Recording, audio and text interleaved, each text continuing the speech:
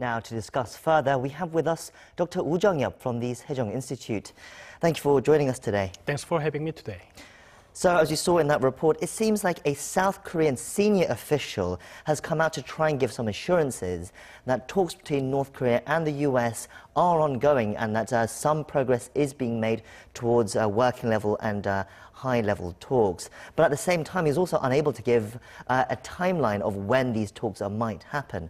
So it seems a little neither here nor there. What do you make of his comments? So that remarks by the South Korean government official was given during the Q&A session with Korean journalists. And I guess that's the best answer that he could give, because nothing has been confirmed between North Korea and the United States with regard to the next working level meeting or high level meeting, even though Secretary Pompeo mentioned during his press conference that he's very hopeful to have a meeting with his counterpart in a week or so. So I think the time is ticking, but we don't have any sign yet about the meeting is going well between two countries. So I think that South Korean government is still very hopeful for two countries to have a constructive talk with regard to the second summit and also denuclearization. But there's no seemingly clear progress between two countries yet. So yes, no progress yet. And also the South Korean official backed up what the US National Security Advisor John Bolton suggested the other day as well. Bolton said in a recent interview that he now expects the next summit between Trump and Kim to happen after the new year. This is perhaps much later than some might have expected, that we might have expected, but now it looks more and more likely that it won't be happening this year. So if it was not before the November 6th midterm election in the United States, there was no reason for the United States to hurry to have a second summit within this year. And I think that the Secretary Pompeo's most recent visit in early October did not get the fruitful result that U.S. government wanted to have. So that is why the U.S. government believed it's better in their interest to have more talks between the summits happening this year. So that is why both countries, U.S. and North Korea, is taking time to have a agreement for the summit, and that's why it's been delayed, and everyone is now talking about next year, early next year, about the possibility of having a second summit between Trump and Kim. But of course, before that summit can happen, there must be some sort of progress towards the details that leads up to the summit. So we can expect, high level and working level talks to happen before then. But again, not really getting words on when that will happen. Pompeo said that he expects to meet with his North Korean counterpart, although we don't know who that is. He said he expects them to meet him in the next week or so, but no word yet. There's also no word yet between meeting between the US Special Representative on North Korea, Stephen Biegun, with his counterpart, Choi Sun-hee. Because there seems to be no progress, do you think perhaps that North Korea are stalling? So basically, the frame that North Korea now having is whether they are going to proceed with the United States in terms of the negotiation with regard to the its nuclear weapons. So after the Inter-Korean summit in September, Secretary Pompeo mentioned that he suggests a meeting between Special Representative for North Korean Policy, Steve Biegun, with his counterpart in Wien, Austria, but it didn't happen. And again, he also brought Mr. Biegun to Pyongyang when he visited Pyongyang in early October with the hope that there's some kind of meeting between Mr. Biegun and his counterpart. But it didn't happen again because at that time, Ms. Choi has been traveling to overseas, including Russia and China. So there has been no working level meeting yet as desired by the United States. So I think that North Korea is quite not ready to start the working level negotiation. I think that this is the kind of preparation from the North Korean side to start the negotiation from the position of strength. So they are going to delay as much as possible, so in the hope that U.S. can lower the bar of the negotiation terms. So I think that is the deliberate move by the North Korea. There are some arguments for both of these sides, arguments which I'm about to present. So the fact that the summit is coming later than expected and the talks happening slowly, some would say that this is a good sign because both sides are taking their time to lay out the details, and it won't be a rushed job like the previous summits, which some have criticized it for. But others would say North Korea is just stalling, perhaps to even stockpile more nuclear weapons as such. What do you think, Dr. Yu? Is this a good sign or a bad sign that perhaps the next summit might not be rushed as previously? We don't know yet whether this is a good sign or bad, but unfortunately, it's about how U.S. government is perceiving this kind of situation. So as North Korea is not really responding to the U.S. request for the working level meeting, high level meeting, and the negotiation about its nuclear weapons, that skepticism has been growing much faster than other countries expected. So as North Korea is not responding to U.S. request for the working level meetings, there's a skepticism growing within U.S. government and also outside the U.S. government. So I think that U.S. is going to demand same kind of terms for negotiation, but North Korea has been refusing it.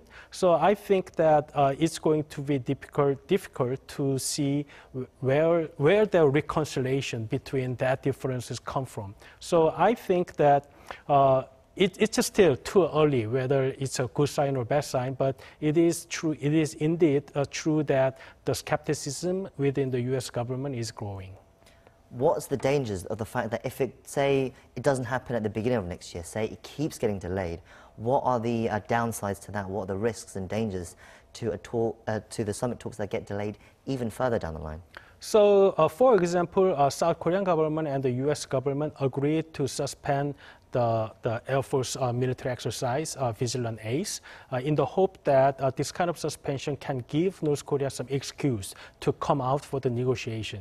So if North Korea is not responding to U.S. move, then U.S. might say that we are done with giving this kind of measures to North Korea because North Korea has not responded to their request. Then U.S. government might say that we are going to resume the military exercise as before, and then it might increase the military tensions again on the Korean Peninsula, which might lead the situation go back to the situation in 2017. So there is a danger that military tension is going up. So the window for the North Korea is going to narrow in the future.